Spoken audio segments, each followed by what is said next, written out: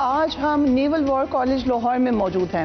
یہاں پر ایک بڑی اہم ایکسرسائز ہوئی ہے. نیوی کے انڈر ایک میری ٹائم ورک شاپ ہوتی ہے جو تقریباً پچھلے 8 سال سے ہو رہی ہے، جس کا مقصد یہ ہے کہ اویئرنیس کریٹ کی جائے، لوگوں کو بتایا جائے کہ کس طریقے سے میری ٹائم کے اندر پوٹینشیل ہے، ٹورزم کے اندر پوٹینشیل ہے. پاکستان میں ایک بہت بڑی بلو اکانومی ہے. اس ورک شاپ میں مختلف واکس آف لائف سے لوگ آتے ہیں اور کوشش کی جاتی ہے کہ ان کو بتایا جائے کہ کس طریقے سے میری ٹائم اویئرنیس پاکستان کے اندر ایک اہم رول ادا کر سکتی ہے، ادا کر رہی ہے. بلو اکانومی میں کیسے بزنس اپرچونٹیز ہیں. آج ہم بات کریں گے اس ورک شاپ کے حوالے سے. اس دفعہ آئی ایم ریئلی آنرڈ کہ I was part of this work shop. ہم نے ٹریول کیا گوادر میں اور مارا میں، کراچی گئے، ہم نے مختلف علاقے دیکھے. ہم نے دیکھا کہ کس طریقے سے ہماری فورسز مختلف مشکل ٹرینز میں کام بھی کر رہی ہیں اور ساتھ ساتھ وہ کمیونٹی کے لیے بھی کام کر رہی ہیں. بلو اکانومی کیا ہے، اس کے حوالے سے بھی ہم آپ کو آج بتائیں گے. میری ٹائم اویئرنیس کیا ہے وہ بھی ہم آپ کو بتائیں گے. میرے ساتھ کچھ انٹرپرینورز ہیں، جرنلسٹ بھی تھے، مختلف واکس آف لائف سے لوگ تھے، ان سے ہم آپ کی ملاقات کرائیں گے. Stay with us. ہمارے ساتھ اس وقت ریئر ایڈمرل فیصل شاہ موجود ہیں، ماڈریٹر رہے اس ورک شاپ کے. بہت ساری باتیں ہم نے سیکھی ہیں ڈیورنگ دس ایکسرسائز، لیکن بلو اکانومی کا ذکر تو ہوتا ہے. جو ایک کویشچن بار بار مجھے ورک شاپ میں بھی آ رہا تھا ذہن میں، وہ یہ کہ اکانومی کے ہمارے ویسے ہی بہت سارے چیلنجز ہیں. ایک تو انڈرسٹینڈنگ بزنس مین کو دینا کہ بلو اکانومی ہے کیا. سیکنڈلی جو چیلنجز نارمل اکانومی میں ہیں وہی تو آپ کو بلو اکانومی میں بھی فیس ہوں گے، تو اس میں کیسے ٹیپر ان کر سکتے ہیں؟ Thank you very much. لیکن دیکھیں، بلو اکانومی جو ہے نا، اس میں ایک ریسورس ہے جو اللہ تعالیٰ نے آپ کو پرووائڈ کیا ہوا ہے آپ کے گھر میں. باقی اکانومی کے جو چیلنجز ہیں اس میں بہت سارے ایسے ہیں جس پہ آپ دوسرے لوگوں پہ ڈپینڈنٹ ہوتے ہیں، لیکن بلو اکانومی کے سلسلے میں آپ کسی پہ ڈپینڈنٹ نہیں ہیں. آپ کے پاس اپنا ریسورس موجود ہے، آپ کے پاس فش ہے، آپ کے پاس میرین لائف ہے، آپ کی شپنگ ہے، آپ کی 95% ٹریڈ سی سے آ رہی ہے، آپ کی 100% تیل آپ کا سی سے آ رہا ہے، آپ کی کوسٹ لائن ہے جس پہ بہت ساری چیزیں ہیں، کوسٹل ٹورزم آپ ڈیولپ کر سکتے ہیں. یہ سب چیزیں وہ ہیں جو اللہ تعالیٰ نے ہمیں پرووائڈ کی ہوئی ہیں.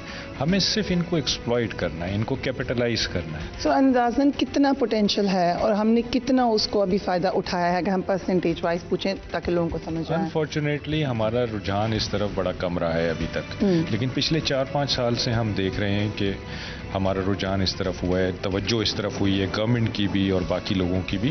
لیکن اس میں بہت ساری گنجائش ہے لوگوں کو یہ راغب کرنے کے لیے کہ اگر وہ انویسٹمنٹ کریں گے بلو اکانومی میں، میری ٹائم سیکٹر میں، تو یہاں پہ جو ڈیویڈنڈس ہیں وہ کسی اور بزنس سے بہت زیادہ ہیں. فار ایگزامپل آپ دیکھیے کہ ہماری یہاں فشنگ ہے، اور دنیا میں جتنے بھی ایسے ملک ہیں جن کے ساتھ سی ہے اور ان کے پاس فش ہے یا میرین لائف ہے، میجر کنٹریبیوشن ان کی اکانومی میں اس سیکٹر کا ہے. لیکن ہمارے یہاں بہت ہی کم اس کا کنٹریبیوشن ہے، ذکر ہوتا ہے. لیس دین 1% ہمارا کنٹریبیوشن ہے بلو اکانومی کا ہماری اکانومی. جب ہم گئے بلوچستان تو ہمیں یہ بتایا وہاں ایکسپرٹس نے کہ ٹیونا فش پاکستان سے ہی ملتی ہے اور وہ دوسرے ملک میں جا کے ان کے ٹیگ لگ کے واپس پاکستان آ جاتی ہے. تو دس از دا کائنڈ آف پوٹینشیل اور ایریاز یو ٹاکنگ اباؤٹ. جی ایسے ہی ہے کہ ہمارے پاس بہت ہی نادر و نایاب قسم کی فش موجود ہے، کیونکہ ہم اس کو صحیح طرح سے ایکسپلور نہیں کر پائے، ہم اس کو فش نہیں کر پائے، ہمارے پاس وہ ماڈرن ٹیکنیکس نہیں ہے جس کی وجہ سے ہم ایکسپلور کریں کہ ہمارے پاس ہے کیا. تو جب کسی کے پاس کوئی چیز پکڑی جاتی ہے، آ جاتی ہے، تو پھر ہم اس کو ہمیں پتہ چلتا ہے کہ ہمارے پاس یہ چیز ہے. کریبس فار ایگزامپل، پرانز ہیں، شرمس ہیں، best quality in the world ہمارے پاس موجود ہے. لیکن ہمارے پاس پروسیسنگ پلانٹس نہیں ہیں اس طرح کے، ہمارے وہ اسٹینڈرڈز نہیں ہیں جو کہ یورپ میں ایکسیپٹیبل ہوتے ہیں، جس میں وہ ایکسیپٹ کریں کہ ہماری فش وہاں ایکسپورٹ کی جا سکتی ہے. اسی طرح آپ دیکھیے کہ کوسٹل ٹورزم ہے، اس میں بہت ہمارے یہاں پوٹینشیل ہے، دونوں کوسٹ پہ، سندھ کوسٹ پہ بھی، مکران کوسٹ پہ بھی. لیکن پاکستانی خود وہاں پہ نہیں جاتے. ہم ابھی گئے جہاں اور مارا گئے، اتنا خوبصورت پانی، گوادر، یہ بہت خوبصورت علاقے ہیں، لیکن یہی ایک عام پاکستانی تو یہی سمجھتا ہے کہ ہمارے ایکسس میں نہیں ہے. ہمارے ایکسس میں سب چیزیں ہیں، یہ ہمارا ملک ہے. اور کوئی ایسی سچویشن نہیں ہے کہ کوئی آپ کو روکے کہ آپ فلاں جگہ نہیں جا سکتے، فلاں جگہ نہیں جا سکتے. آپ کو ہمت اور نیت کرنے کی ضرورت ہے. جب آپ ان علاقوں میں جاتے ہیں تو دیکھیے آٹومیٹیکلی سیکیورٹی بھی امپروو ہوتی ہے، کیونکہ لوکلز کو اکانومی ملتی ہے، ان کو فائدہ ملتا ہے، وہ اس کے اسٹیک ہولڈر بن جاتے ہیں، وہ خود اس سیکیورٹی سسٹم میں پارٹیسپیٹ کرتے ہیں. یہ اب ہمارا کام ہے، عام پاکستانی کا کام ہے کہ ہم اپنے ساؤتھ کی طرف بھی دیکھنا شروع کریں. ہم چھٹیاں ہوتی ہیں، ہم ہمیشہ سوچتے ہیں کہ نارتھ میں چلے جائیں گے. نارتھ پاکستان کا بہت خوبصورت ہے، لیکن ساؤتھ شاید اس سے بھی زیادہ خوبصورت ہے جو ہم نے ابھی تک ایکسپلور نہیں کیا. ہماری شپ بریکنگ انڈسٹری ایک زمانے میں دنیا کی نمبر 1 شپ بریکنگ انڈسٹری ہوتی تھی. اب ہم بہت نیچے آ گئے، ہمیں اس کو ریوائیو کرنے کی ضرورت ہے. ہم شپ میکنگ کر سکتے ہیں، یعنی شپ بلڈنگ کر سکتے ہیں. ہمارے پاس ایک شپ یارڈ ہے جس کی کیپیسٹی کم ہے، ہمیں گوادر شپ یارڈ کی اشد ضرورت ہے جو کہ ایک زیادہ کیپیسٹی کا بھی ہو اور اس جگہ پہ ہو جہاں پہ تمام شپس کو آسانی ہو وہاں آنے جانے کے لیے.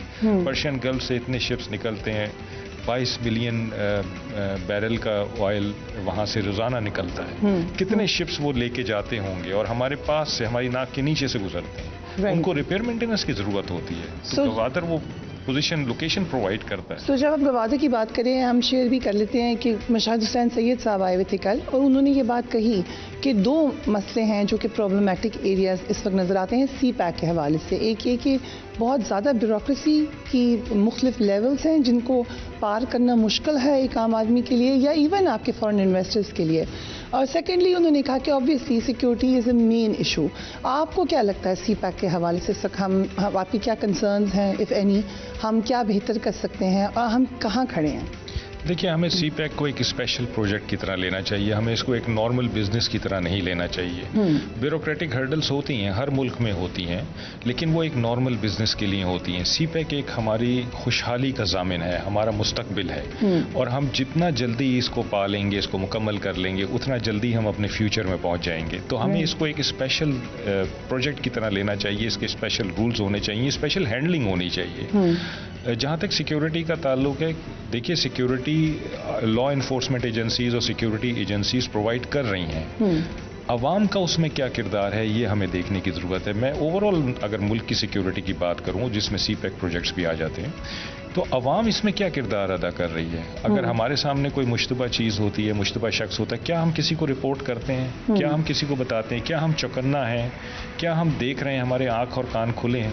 تو ہم سب کو اس میں کنٹریبیوٹ کرنے کی ضرورت ہے. اپنی law enforcement agencies, government, security agencies, ان سب کا ساتھ دینے کی ضرورت ہے، تبھی ملک آگے بڑھے گا. دا موسٹ امپورٹنٹ کوشچن، بار بار انڈیا تھریٹ کر رہا ہے کہ ہم سندور 2 کریں گے پاکستان کے واٹرز سے.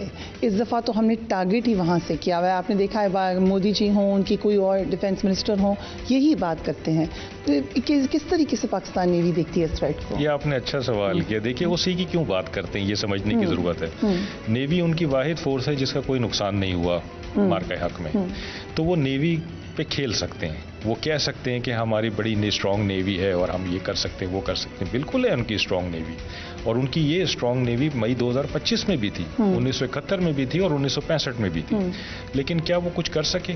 کیونکہ جب وہ کچھ کرنے لگتے ہیں تو وہ کیلکولیشن کرتے ہیں رسک کی، کتنا نقصان پاکستان کا ہوگا اور کتنا نقصان ان کا ہوگا.